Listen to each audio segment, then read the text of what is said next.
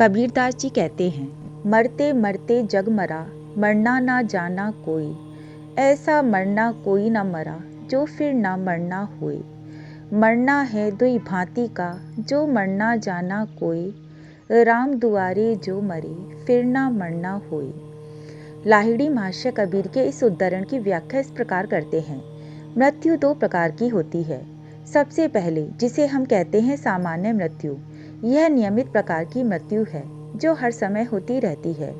लोग बूढ़े होते हैं, बीमार पड़ते हैं और अंततः मर जाते हैं। दूसरी तरह की मौत है असामान्य मौत। यह आकर्षक है।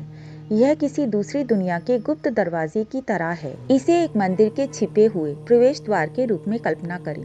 वे इसे राम द्वार कहते हैं। लेकिन सोचो क्या, यह कोई भौतिक द्वार नहीं है।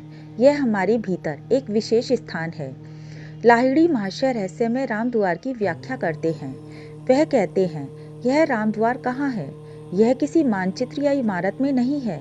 यह हमारी भौं के ठीक बीच में है। कुछ लोग इसे कुटास्था कहते हैं।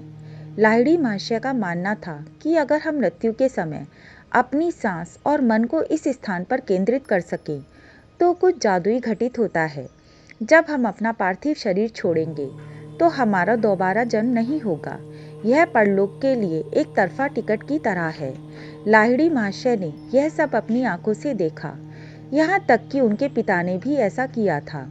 जब उनके पिता इस दुनिया को छोड़ने वाले थे तो उन्होंने अपनी भौं के बीच उस स्थान पर ध्यान केंद्रित किया। वह पागलों की तरह कांपने लगे। कल्पना कीजिए कि एक संगमरमर फूटने की कोशिश कर रहा है। उनके पिता ने शांतिपूर्वक अपना शरीर त्याग दिया। उनका चेहरा शांत हो गया और उनका पूरा अस्तित्व ताजे गुलाब की तरह चमक उठा। लाहिड़ी महाशय कहते हैं, यदि हम क्रिया योग तकनीक का अभ्यास करते हैं अपने पूरे जीवन में गंभीरता से और नियमित रूप से, हम इस असामान्य मृत्यु को भी प्राप्त कर सकते हैं और शायद एक दिन हमें अपना राम द्वार मिल जाएगा। आखिर लाहिड़ी महाशय कौन थे? श्यामाचरण लाहिड़ी 19वीं शताब्दी के उच्च कोटि के साधक थे, जिन्होंने सतगृहस्थ के रूप में यौगिक पूर्णता प्राप्त कर ली थी। उनको लाहिड़ी महाशय भी कहते हैं। इनकी गीता की आध्यात्मिक व्याख्या आज भी शीर्ष स्थान पर है। इन्होंने वेदांत, सांख्य, वैशेषिक, योग दर्शन और अनेक संहिताओं की व्याख्या भी प्रकाशित की।